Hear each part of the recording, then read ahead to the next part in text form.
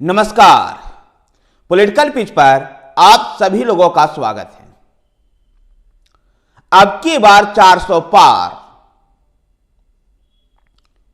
को पूरा करने के लिए जहां भारतीय जनता पार्टी रणनीति बना रही है, तो जीत की गारंटी के दम पर क्षेत्रीय दल भी भारतीय जनता पार्टी के साथ समझौता करने को लेकर आतुर दिखाई दे रहे हैं। वो अपने लिए कम सीट भी अब स्वीकार करने को तैयार दिखाई दे रहे हैं। बिहार में जीत की गारंटी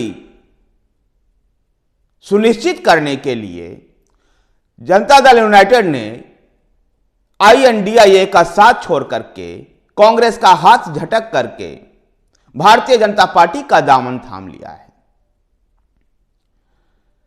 गौरतलब है कि INDIA के स्थापना के सूत्रधार थे JDU के नेता और बिहार के मुख्यमंत्री नीतीश कुमार। फिर भी उन्होंने INDIA का साथ छोड़ भारतीय जनता पार्टी के साथ NDA का दामन थाम लिया है। तो उत्तर प्रदेश में भी INDIA के अलाइनमेंट में उतनी ही बड़ी कमजोरी दिखाई दे रही है। पश्चिमी उत्तर प्रदेश के बड़ी राजनीतिक ताकत रखने वाली राष्ट्रीय लोकदल अपने अस्तित्व बचाने के लिए जीत की गारंटी के लिए INDIA और समाजवादी पार्टी का साथ छोड़ भारतीय जनता पार्टी के साथ आने के लिए आतुर दिखाई दे रही है। जैसे उत्तर प्रदेश में मिशन 80 भी पूरा भारतीय जनता पार्टी कर सकती है। राष्ट्रीय लोकदल के पश्चिमी उत्तर प्रदेश में जाट बिरादरी में, जाट लैंड में और किसानों के बीच में अच्छी पैठ है और इस पैठ का फायदा भारतीय जनता पार्टी को भी मिल सकता है। तो आंध्र प्रदेश में TDP भी आतुर दिखाई दे रही है भारतीय जनता पार्टी के साथ गठबंधन करने के लिए। 2019 के लोकसभा चुनाव में आंध्र प्रदेश के 25 सीट में से 22 सीट YSR कांग्रेस जीती थी, जबकि 3 सीट पर TDP का कब्जा हुआ था। भारतीय जनता पार्टी खाली हाथ रह गई थी। ऐसे में आंध्र प्रदेश में भी राजनीतिक समीकरणों को साधने के लिए भारतीय जनता पार्टी अपने पुराने सहयोगी तेलुगु देशम पार्टी, चंद्रबाबू नायडू की तेलुगु देशम पार्टी के साथ गठबंधन करने की तरफ आगे बढ़ रही है और बातचीत चल रहा है दोनों दलों में। जहां आंध्र प्रदेश में यह गठबंधन लोकसभा के 25 सीटों के साथ साथ आंध्र प्रदेश विधानसभा के 175 सीटों के लिए भी होगा। तमिलनाडु में ऑल इंडिया अन्ना DMK AIDMK के साथ गठबंधन टूटने के बाद भारतीय जनता पार्टी वहां पर क्षेत्रीय दलों का, जो इलाका में प्रभाव रखने वाले दल हैं, उनके साथ गठबंधन करने के लिए आगे बढ़ रही है। इसमें AMMK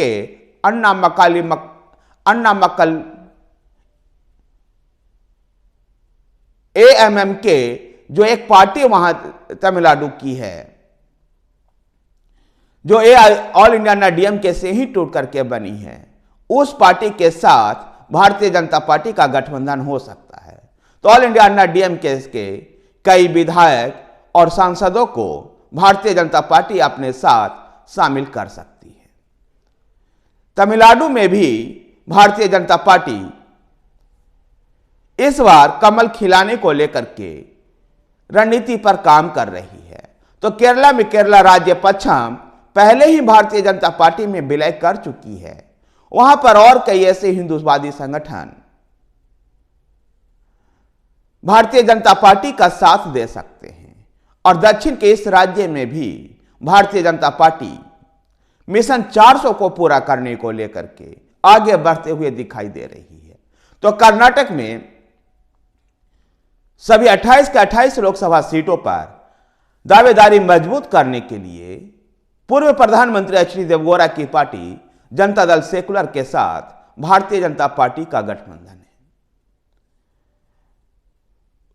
उत्तर भारत में राममय इस माहौल में भारतीय जनता पार्टी जहां अपने लिए 370 और NDA के लिए 400 का लक्ष्य लेकर के चली है। अभी पिछले दिनों संसद के दोनों सदनों में राष्ट्रपति के अभिभाषण पर हुई चर्चा का जवाब देते हुए प्रधानमंत्री नरेंद्र मोदी ने अब की बार 400 पार और भारतीय जनता पार्टी के लिए 370 सीटों का चर्चा की, जिसे भारतीय जनता पार्टी के कार्यकर्ता और संगठन में लगे हुए लोगों के लिए जहां एक नया टारगेट मिला, जहां एक नया लक्ष्य मिला, वहीं पर कार्यकर्ताओं के अंदर ये जोश भी उत्पन्न हुआ कि इस बार 400 पार का आंकड़ा पार किया जाए। गौरतलब है कि 2019 के लोकसभा चुनाव में भारतीय जनता पार्टी ने 303 सीट जीतने में सफल हुई थी, लेकिन इन 303 सीटों में भी दक्षिण भारत के कर्नाटक और तेलंगाना को छोड़कर बाकी आंध्र प्रदेश, केरल और तमिलनाडु में भारतीय जनता पार्टी की उपस्थिति शून्य थी। ऐसे में भारतीय जनता पार्टी 400 पार के लिए मिशन दक्षिण पर भी लगी हुई है और मिशन दक्षिण के तहत तमिलनाडु, केरल में उसकी विशेष फोकस है। तो तेलंगाना विधानसभा चुनाव में तेलंगाना राष्ट्र समिति, जो बाद में भारत राष्ट्र समिति बन गई थी, उसके हार के बाद तेलंगाना में भारतीय जनता पार्टी का सामना आगामी लोकसभा चुनाव में सीधे कांग्रेस से उसका मुकाबला होगा। जहां भारतीय जनता पार्टी 2019 में 4 सीट जीतने में सफल रही थी, इस बार भारतीय जनता पार्टी का लक्ष्य दहाई के संख्याओं में तेलंगाना से सीट को पहुंचाना है। तो पश्चिम बंगाल में भी भारतीय जनता पार्टी को काफी उम्मीद है। उड़ीसा, जहां पर बीजू जनता दल के साथ भारतीय जनता पार्टी का मुकाबला होगा। बीजू जनता दल के नवीन पटनायक कई बार संसद में भारतीय जनता पार्टी का साथ दिए हैं। नए संसद भवन के उद्घाटन के अवसर पर भी नवीन बाबू उपस्थित थे। उड़ीसा में भी भारतीय जनता पार्टी पिछले लोकसभा चुनाव से कुछ बेहतर करने को लेकर के अपने कई ऐसे वरिष्ठ नेताओं को उड़ीसा में लोकसभा चुनाव के मैदान में उतार सकती है, जिनमें से प्रमुख नाम धर्मेंद्र प्रधान का है। अश्विनी वैष्णव का भी संबंध उड़ीसा से रहा है। ऐसे में अश्विनी वैष्णव भी उड़ीसा में उम्मीदवार के रूप में उतर सकते हैं। कह सकते हैं कि भारतीय जनता पार्टी अपने मजबूत इरादे और जोशीले रणनीति के तहत संगठन के दम पर 400 पार के लक्ष्य को भेदने को लेकर भारतीय जनता पार्टी के नेता और कार्यकर्ता लग गए हैं। तो वहीं दूसरी तरफ INDIA अपने कुनबे को बढ़ाने के बजाय और कम होते चला जा रहा है। उसका कुनबा और सिकुड़ता चला जा रहा है और पस्त हौसले के साथ भारतीय जनता पार्टी से मुकाबला करने के लिए तैयार नहीं दिखाई दे रही है। धन्यवाद साथियों, वीडियो को लाइक कीजिए, शेयर कीजिए। हमारे साथ बने रहने के लिए हमारे चैनल पॉलिटिकल पिच को सब्सक्राइब कीजिए।